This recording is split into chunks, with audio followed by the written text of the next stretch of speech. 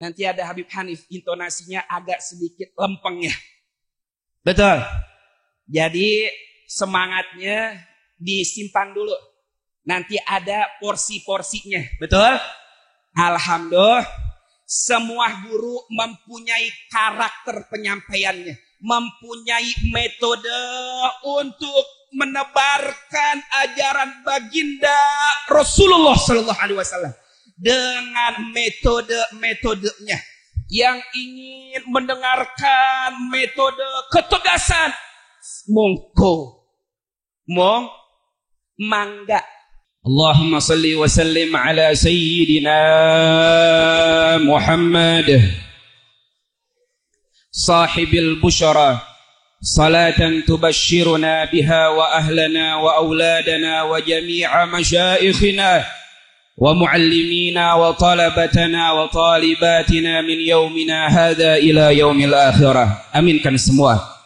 Allahumma la sahla illa ma ja'altahu sahla wa anta taj'alu sa'ba awil hazna idha syi'ta sahla birahmatika ya arhamar rahimin ya arhamar rahimin ya arhamar rahimin walhamdulillahi rabbil alamin. Salam ta'zim, salam mahabbah, salam cinta. Teriring doa selalu senantiasa tercurah segenap orang tua, tokoh masyarakatnya, kesepuhannya, segenap aparatur pemerintah, RT, RW, lurah, camat, staf jajarannya. Tak sebut nama semua yang telah ikut andil mensukseskan acara malam hari ini, semuanya panitia penyelenggara Majelis Ta'lim Al-Bahjah bersama Majelis Gabungan Jabodetabek. Semoga semua yang telah ikut andil, tetangga, warga, semuanya, para donatur, dermawan, semuanya, kaum bapak, kaum ibunya, Allah subhanahu wa ta'ala bahagiakan dunia hingga akhirahnya. Allah angkat derajatnya. Allah kabulkan segala harapan dan doanya. Allah harmoniskan rumah tangganya. Allah hadirkan anak keturunan saleh salehah untuknya. Amin ya rabbal alamin. Tak lupa salam teristimewa, salam mahabbah, salam cinta teriring doa selalu senantiasa tercurah untuk guru tercinta, sahabat mulia, ad-da'i ilallah, Habibun al-Fadil, Al-Habib Ahmad bin Muhdar Al-Attas. Semoga selalu sehat wal-afiyah. Allah angkat derajatnya, kabul harapan dan doanya, harmoniskan rumah tangganya. Allah hadirkan anak-anak yang soleh solehah untuknya. Dan tak lupa ibunda tercinta, semoga beliau sehat wal-afiyah. Dan Allah subhanahu wa ta'ala sempurnakan kesehatannya. Amin ya rabbal alamin. Hadirin hadirat jamaah majlis maulid, jamaah majlis salawat, semuanya tanpa terkecuali yang hadir malam hari ini membawa segala hajat-hajatnya, menyertakan iringan niat-niat salehahnya. Semoga semuanya Allah kabulkan dan Allah tunaikan untuknya. Amin ya rabbal alamin. Hadirin hadirat, malam hari ini kita memperingati hari kelahirannya. Kita berada di bulan mulia, bulan kelahiran Rasul tercinta. Kegembiraan yang kita luapkan, kegembiraan yang kita tumpahkan, semata-mata mengharapkan keridhaan darinya, semata-mata agar ia, baginda Nabi tercinta, memberikan keridhaannya untuk kita semuanya. Amin ya rabbal habib. Memang kita bergembira, bersuka cita menyambut hari kelahirannya, kita bergembira di bulan kelahirannya, apakah ada dalilnya? Apakah ada rujukan ilmiahnya? Kita semua sudah mengetahui, guru-guru kita telah menyampaikannya, bahwa Allah Subhanahu wa ta'ala menegaskan ketika fadl, ketika keutamaan, kemuliaan dan anugerah yang Allah Subhanahu wa ta'ala berikan kepada hambanya, seyogyanya seperti apa sikap kita. Allah Subhanahu wa ta'ala tegaskan, falyafrahu, maka hendaklah kalian bergembira atas nikmat dan karunia yang Allah berikan untuk kalian semua. Jadi ketika Allah Subhanahu wa ta'ala memberikan keutamaan, memberikan anugerah dalam kehidupan seseorang, maka seyogyanya dan sewajibnya dan seharusnya kita menyikapi nikmat dan karunia Allah dengan apa? Dengan bergembira. Dan tidak ada suatu kenikmatan, anugerah yang paling mulia yang Allah berikan dalam kehidupan umat manusia umumnya, kehidupan umat baginda Nabi tercinta, kecuali melainkan hadirnya, lahirnya baginda Nabi Yuna Muhammad. Baginda Nabi Yuna Muhammad. Oleh karena itu ayah bunda semua pantas ketika datang hari kelahirannya kita bergembira. Kenapa? Karena semata-mata mengamalkan perintah Allah Subhanahu wa ta'ala. Dan ketika seorang ulama melihat Rasul Sallallahu Alaihi Wasallam bermimpi dalam tidurnya, dan ketika itu cerita yang sangat panjang diceritakan ketika seseorang menyelenggarakan peringatan baginda Nabi Muhammad Sallallahu Alaihi Wasallam, ia bergembira kelahiran baginda Rasul Sallallahu Alaihi Wasallam. Dan dari akhir cerita tersebut, apa yang menjadi berita gembira untuk seseorang yang merayakan dan bergembira dengan kelahiran baginda Nabi Muhammad Sallallahu Alaihi Wasallam? Rasul Sallallahu Alaihi Wasallam menyampaikan kepada umatnya, kepada orang yang bergembira atas kelahirannya, Rasul Sallallahu Alaihi Wasallam berkata, man farihna bihi, man fariha bina farihna bihi. Siapa yang bergembira atas kelahiran kami, siapa yang bersuka cita kedatangan kami, maka kami akan bergembira memberikan kegembiraan untuknya dunia dan akhiratnya. Semoga ketika kita merayakan hari kelahirannya malam hari ini dibimbing dengan siapa? Dibimbing oleh siapa malam hari ini kita baca maulidnya? Kita membaca hari, membaca sirahnya, membaca biografinya. Kita langsung dibimbing dan dituntun dari anak cucu keturunannya. Semoga ikatan batin kita, ikatan ruhaniah kita bersambung dan mempunyai ikatan erat dengan datuknya baginda Nabi Muhammad sallallahu alaihi wasallam. Amin ya rabbal alamin. Hadirin hadirat, saya ingin bertanya. Boleh bertanya? Boleh bertanya? Sekarang intonasinya agak rendah. Nanti ada Habib Hanif, intonasinya agak sedikit lempeng ya. Betul. Jadi semangatnya disimpan dulu. Nanti ada porsi-porsinya. Betul? Alhamdulillah. Semua guru mempunyai karakter penyampaiannya. Mempunyai metode untuk menebarkan ajaran baginda Rasulullah Sallallahu Alaihi Wasallam.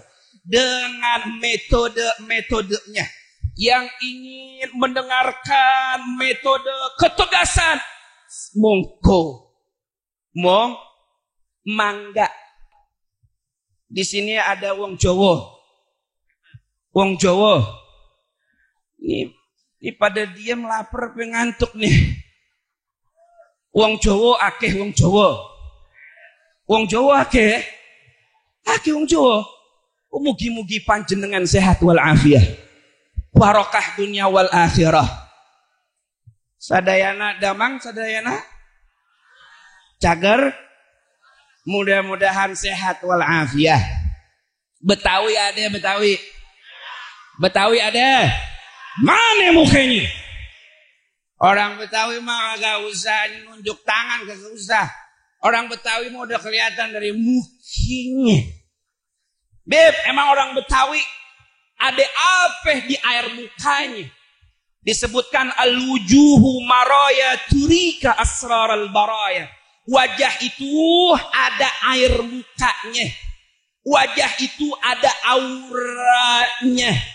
Oi, jomblo dengerin gue. Muka ada air, muka itu ada airmu, ada air muka. Wajah itu ada aura apa? Aura apa? Aura apa? Ada aura positif dan negatifnya. Betul. Oleh karena itu mohon maaf, ayah, bunda, semua hadirin hadirat, para pecinta baginda Nabi Muhammad sallallahu alaihi wasallam. Sepintar-pintarnya seorang manusia, sehebat-hebatnya seorang wanita menutupi kegundahan hatinya, kesedihan hatinya akan tampak dari air mukanya. Oi, bangun loh. Oi. Tapi saya lihat dari kejauhan satu persatu, ini mukanya nggak ada yang sama ya. Tapi air mukanya saya lihat sama semuanya. Beb, air mukanya sama semua ya. Air muka ketenangan, air muka kebahagiaan, air muka keceriaan untuk baginda Nabi Muhammad. Shallu ala Muhammad. Alhamdulillah, tenang hatinya, damai hatinya. Alhamdulillah. Saya mau tegur bunda, ibu-ibu yang ada. Bunda, tenang hatinya. Tenang hatinya. Punya hutang. Kenapa tenang-tenang aja? Bunda, sehat hatinya. Siap jaga hati. Jawab yang kompak, siap jaga hati. Siap jaga hati. Jagalah hati, jangan kau nodai. Jagalah hati. Jomblo terusin. Lu belaga-belaga bego loh. Padahal pinteran dia musik-musik. Tapi alhamdulillah kita lihat nih. Ya, anak-anak muda luar biasa nih. Ya, pejuang-pejuang agama dan negara. Shallu ala Muhammad. Luar biasa nih perjuangan mereka, anak-anak muda yang cinta kepada Allah dan Rasulnya. Saya ingin sampaikan sebuah cerita sebelum saya lupa. Ada cerita sahabat Rasulullah yang bernama Abdul Uzza bin Abdul Nahim Al-Muzani. Dulu namanya Abdul Uzza. Bib, dia siapa bib ceritanya? Ayo semangat buat anak-anak muda semua. Shallu ala Muhammad. Siapa bib beliau itu? Bagaimana ceritanya? Ini Abdullah, dulunya Abdul Uzza bin Abdul Nahim Al-Muzani. Beliau adalah seorang pemuda yang kaya raya. Seorang pemuda yang mempunyai strata keluarga yang bermartabat. Kalau bahasa kita, keluarga tajir. Mudah-mudahan yang belum dapat jodoh, Allah kasih jodoh yang tajir-tajir. Ini yang amin saya curiga ini. Kok yang amin yang udah menikah ya? Mudah-mudahan Allah berikan jodoh yang soleh dan soleh. Amin ya Rabbal. Habib, bagaimana ceritanya? Dan beliau mendapatkan julukan, gelar dari Rasulullah. Apa Habib gelar dan julukan beliau? Beliau mendapat gelar julukan baginda Nabi Muhammad. Untuk beliau adalah Dzul Bijadain. Apa? Siapa gelarnya? Dzul Bijadain. Sama-sama, siapa gelarnya? Dzul Bijadain. Bagaimana lanjutan ceritanya? Ketika beliau ingin bertemu Rasul Shallallahu Alaihi Wasallam di kota Madinah. Karena kenapa? Selama kecil dan dewasa umur sampai 16 tahun, beliau sudah terlalu rindu hati ingin berjumpa baginda Nabi Muhammad Shallallahu Alaihi Wasallam. karena lingkungan keluarganya yang tidak beriman kepada Nabi, sehingga menghalangi langkah kaki beliau berjumpa kepada Rasul Shallallahu Alaihi Wasallam. Akhirnya apa? Singkat cerita, Dzulbijadain beliau paksakan untuk ke kota Madinah bertemu dengan Rasulullah Shallallahu Alaihi Wasallam. Tapi bunda, ayah semua, tolong dengar ceritanya. Ketika sang pemuda yang kaya raya, seorang hartawan keluarga yang bermartabat di kota Mekah, dan ia putuskan dia tinggalkan keluarganya yang tidak beriman, ia tinggalkan harta yang berlimpah, dan ia lanjutkan perjalanannya untuk menemui sang kekasih tercinta baginda Nabi Muhammad. Tapi ada cobaannya, ada rintangannya. Apa? Ketika beliau sudah siapkan semua bekalnya untuk perjalanan ke kota Madinah dengan kendaraan untanya dan semua hartanya, akhirnya apa? Dihadang oleh keluarganya. Hei Abdul Uzza, ada apa gerangan kau melakukan musafir perjalanan ke kota Madinah? Untuk apa? Gerangan apa yang menggerakkan engkau untuk ke Madinah? Ada apa? Aku ingin berjumpa dengan Muhammad sallallahu alaihi wasallam. Aku ingin berjumpa dengan baginda Nabi Muhammad. Dengan tegasnya, dengan beraninya seorang pemuda, ia katakan kepada keluarganya yang tidak beriman kepada Allah dan Rasulnya, ya, aku beriman kepada Rasulullah, aku ingin berjumpa dengannya. Shallu ala Muhammad. Akhirnya apa? Konsekuensinya apa? Oh, kau ingin ke kota Madinah? Kau ingin berjumpa dengan Rasulullah? Boleh saja dengan syarat kau tinggalkan harta-harta yang kau bawa itu punya keluargamu. Apa saja? Ya, hartanya, bekalnya, termasuk kendaraan unta kau harus tinggalkan. Kau berjalan kaki kota Madinah dengan berjalan kaki. Tinggalkan semuanya. Coba hadirin hadirat, khususnya anak muda semuanya, perhatikan. Apa jawabannya? Seorang pemuda yang tangguh, yang memegang prinsip dalam kehidupannya. Dia memegang cinta kepada Rasul Shallallahu Alaihi Wasallam. Ingin berjumpa, melihat wajahnya yang indah. Wajahnya cantik, tingginya sedang, mulutnya manis, dipandang orang ya Rasul.